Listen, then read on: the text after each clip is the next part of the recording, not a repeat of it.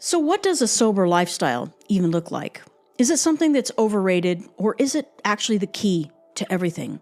Now, for many of us who are immersed in the drinking lifestyle, this might feel like a completely new idea. However, there is a trend or movement that's emerging where people maybe they're becoming more self-aware and they're realizing how this drinking lifestyle can lead to unhappiness and how it's holding them back from reaching their true potential. Some may experiment with this by trying out dry January or sober October. They're diving into this experience of a life without alcohol. Now, how smoothly this journey goes for them depends on that person's individual relationship with alcohol, and that actually is what shapes their experience during these alcohol-free trials. Now, ultimately, we all desire a joyful and fulfilling life, right? We desire to experience peace and well-being, yet it often feels like we're at the mercy of all these external circumstances to have any hope of achieving this. Alcohol is just one of the many ways that we seek relief from the pressures of life, but in actuality, it only diminishes our chance of having lasting joy. So today we're going to explore some more practical and timeless ideas from ancient wisdom that remain today as powerful as they were in the past. If you're new here, I'm Jess, and this is Living Free, and this is where we take a sober, spiritual approach to liberation from the entanglements of life. Now, once again, we're going to get personal. We're going to have an honest conversation about life and about growth, and ultimately about the idea of giving up alcohol. For some of us, this can feel really scary. I've been there, I know. I remember when the thought of not having my alcohol left me in a panic. Some of you may not be able to relate to that, but it all depends on how dependent you are on alcohol. Either way, the habitual use keeps us in a reality-altering state that blocks our full potential for a life well lived. Now imagine a life where you could gracefully face those challenges, where you valued truth and pure awareness over an altered state. A life where you can recognize all of your self-imposed limitations and confidently remove them, trusting in your ability to do so. This is a life of depth, a life that is no longer concerned with the shallow existence of an alcohol lifestyle. The lie of alcohol is that it promises happiness. I think most of us know that alcohol-induced happiness is not true happiness, is it?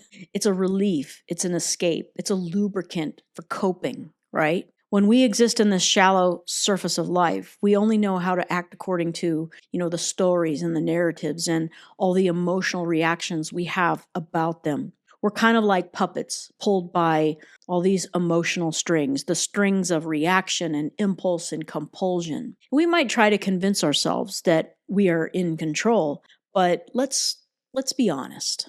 This is all part of the confusion that the drinking lifestyle brings. It's a life of denial where we tell ourselves an increasing number of stories to justify and to rationalize and to essentially explain away the reality of our situation. And anyone who has struggled with substance use knows this, so you are not alone. This all compounds, leaving us with a damaged body, a damaged mind.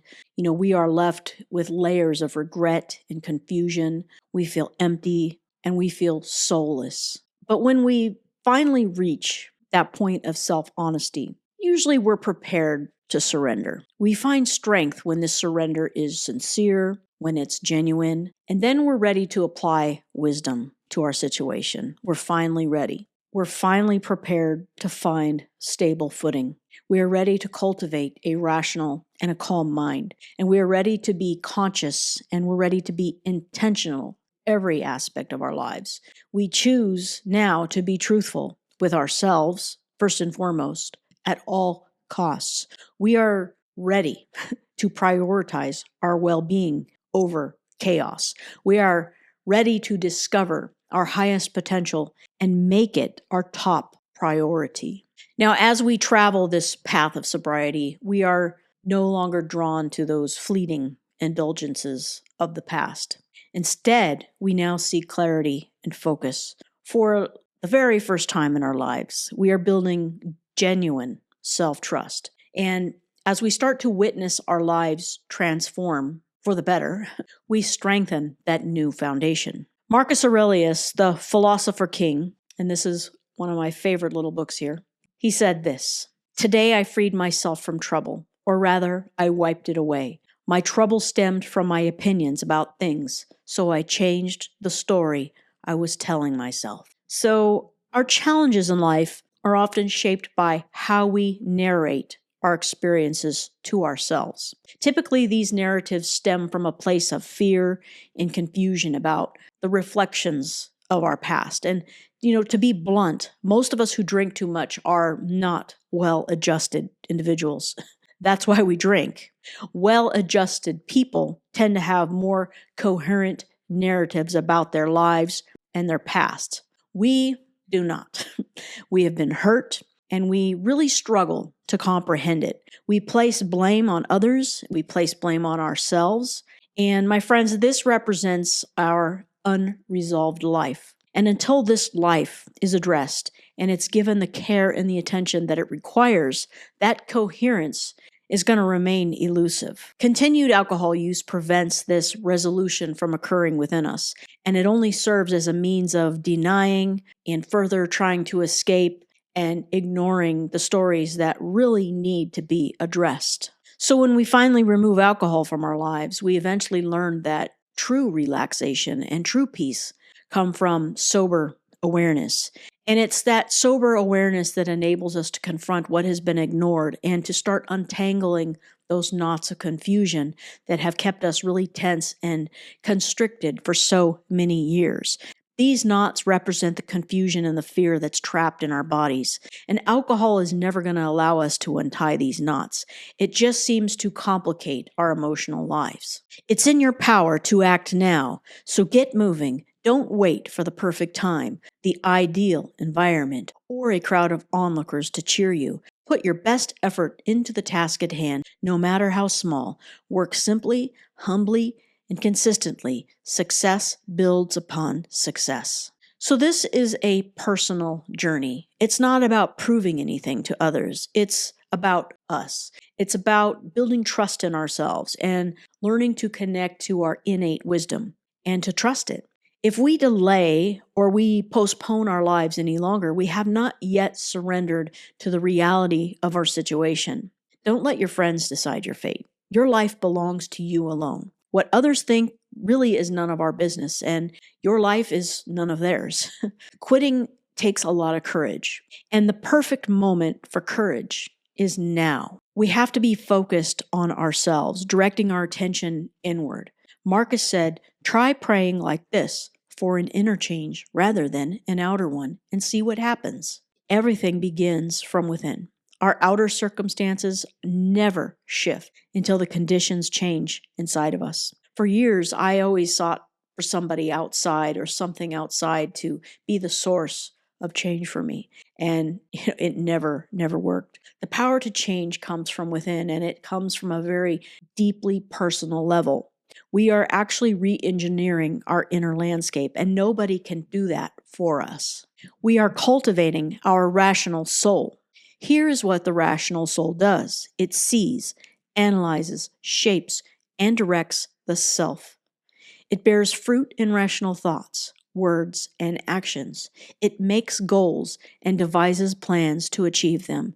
It brings order to chaos, its pieces into patterns, and makes the incomplete whole. So in a sober lifestyle, we are no longer concerned with a shallow and destructive quick fix like alcohol. We are no longer looking for a crutch to enable us. We now demand order in our lives. We demand a mind that thinks clearly, a mind that acts with intention and purpose and sets plans in place that pave the way for our highest potential to shine through. And when we finally manage to look in the mirror and ask ourselves that honest question, what do I really want for my life? We can see that alcohol really doesn't have a place, does it? We recognize the folly in believing that it's necessary. The only way to bring balance and harmony to chaos is to embrace sobriety. This brings us more energy. It brings us more clarity. It brings us into truth and integrity, which is the well-being we seek. And when we give up alcohol, we're giving up the illusions. We're abandoning all those foggy hangover mornings. We're abandoning that weight of regret that seems to always be there. We release that fixed mindset and we embrace growth and we embrace promise.